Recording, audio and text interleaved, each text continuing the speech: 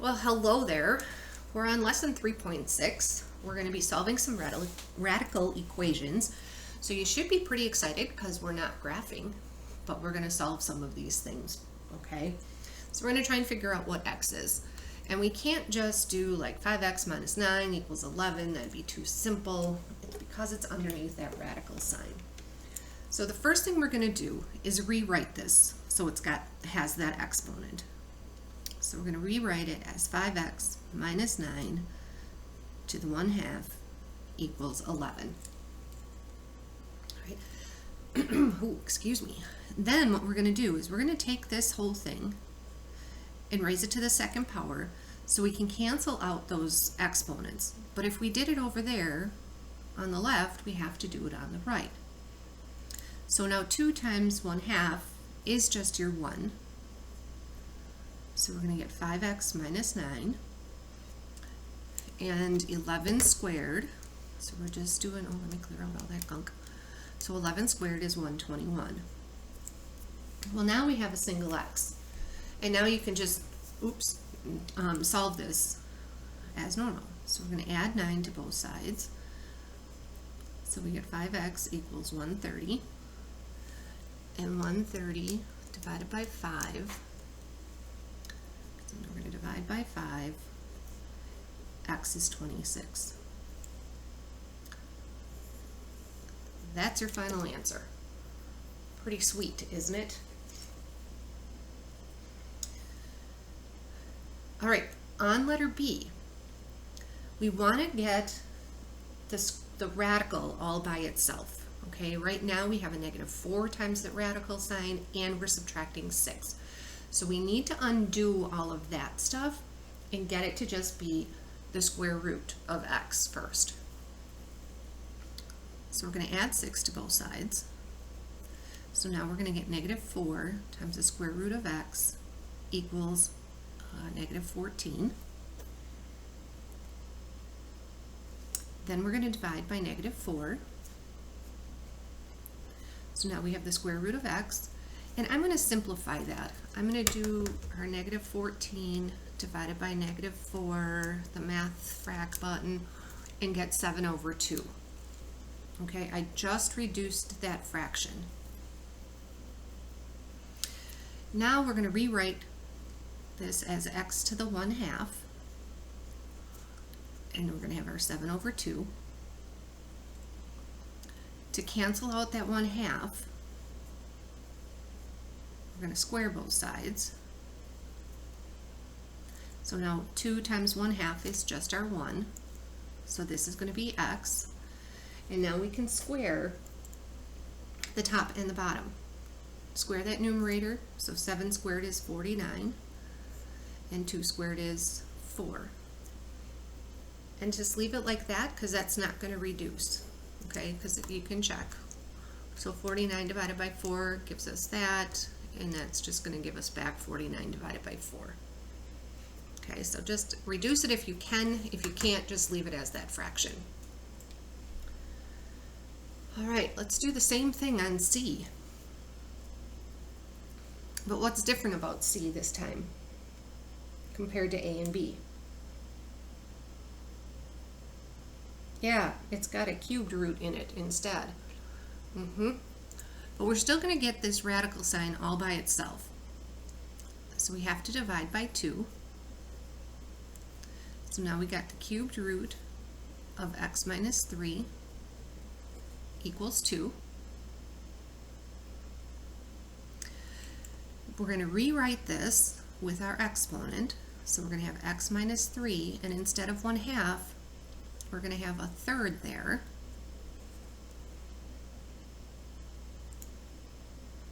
And this time, to get rid of our 1/3, we have to multiply by 3, or not multiply, but raise it to the 3, to the third. Oh my gosh, I can almost talk. So these cancel out. So now you're left with x minus 3 equals 2 to the third, which is 8. We're going to add 3. So x equals 11. Okay, so when you have the cubed root, instead of taking it to the 1/2 power like we did over here and squaring it, we're going to take it to the 1/3 power and multiply it by 3. And then put a 3 out here. We're going to take it to that 3rd power.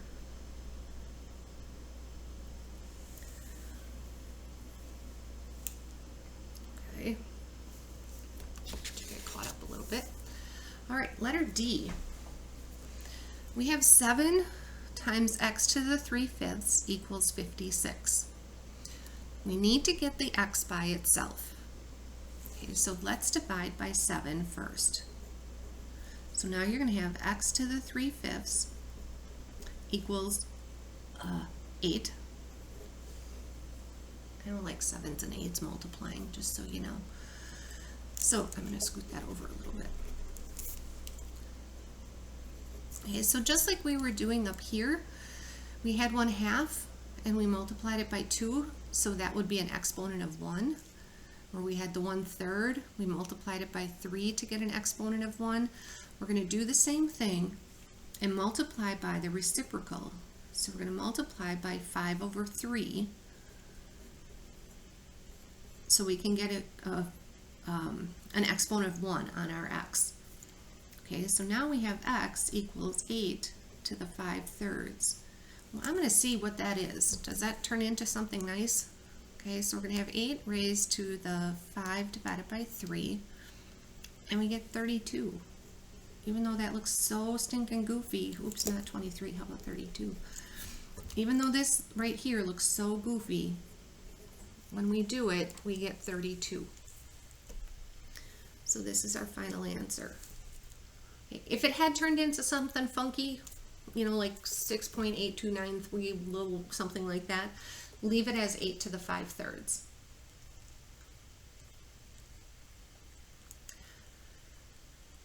All right, are you ready? Because you're having fun. You're not graphing, so I've been told. If we're not graphing, it's better than that. Might not be having fun, but it's better than graphing. All right, we need to get this thing all by itself. Okay, so we're going to subtract 3. So we're going to have x plus 2 to the 2/3 equals 4. I'm going to scoot that down. I wrote that too stinking close. I'm not going to have enough room to write. So we're going to have x plus 2 to the 2/3 equals 4. Because it's 2/3, we're going to multiply by the reciprocal. So we're going to raise that to the 3/2 power, as are we going to do that to our 4. This cancels out to 1, so we're going to get x plus 2. And 4 raised to the 3 divided by 2 gives us 8. Okay, all I did was 4 raised to the 3/2. Subtract your 2, and x equals 6.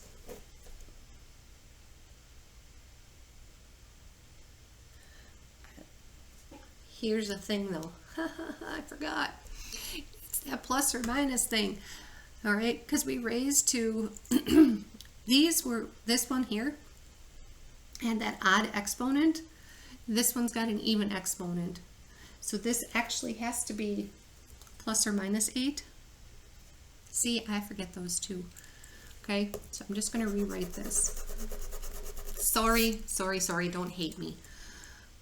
All right, so we're going to have x equals positive 8 minus 2, and we're going to have x equals negative 8 minus 2. So we're going to have a 6, and we're going to have negative 10. Yeah, I forgot that stinking plus or minus.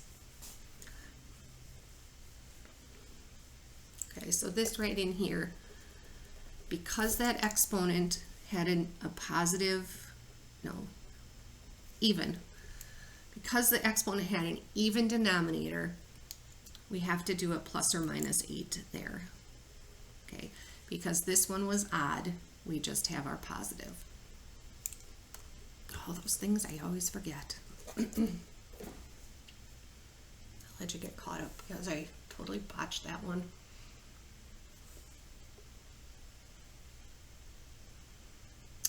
All right, letter F. They're both square roots, so let's rewrite them as 2x plus 5 to the 1/2 equals x plus 7 to the 1/2. We want to get rid of the 1/2,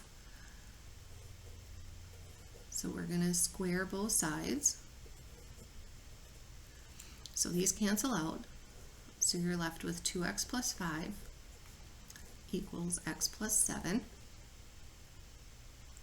I'm going to subtract my x, so now I have 1x plus 5 equals 7. We're going to subtract our 5. And our 1x equals 2, or just x equals 2, whichever one you would like. That one was kind of fun and easy, wasn't it? I agree.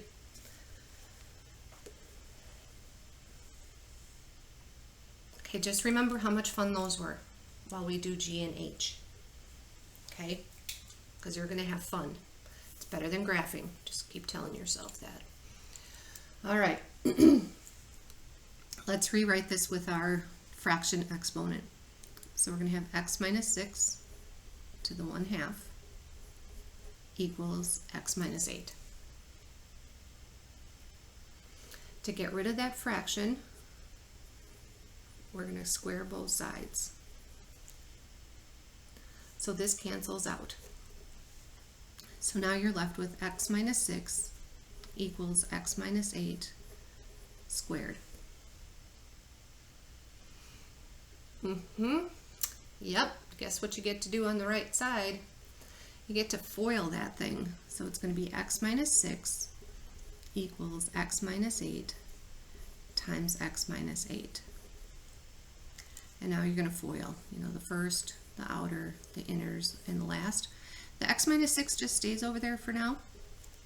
So now you're going to have x squared minus 8x minus 8x plus 64.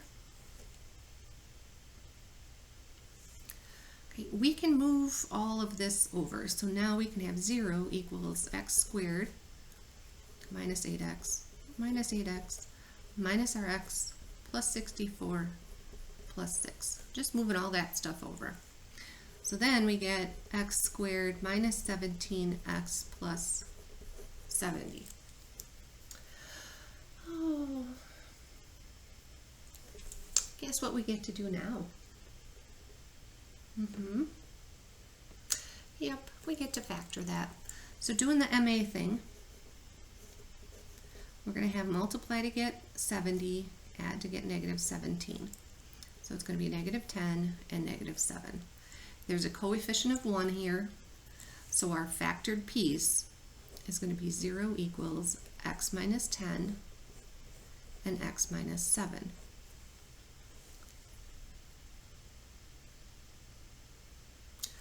So when we solve this, we're going to have x minus 10 equals 0, x minus 7 equals 0. So x equals 10 and x equals 7.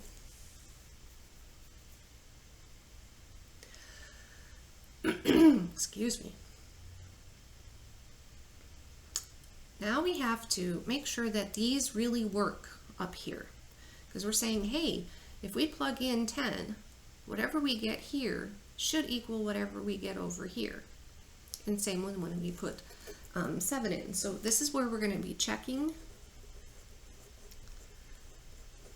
for extraneous solutions.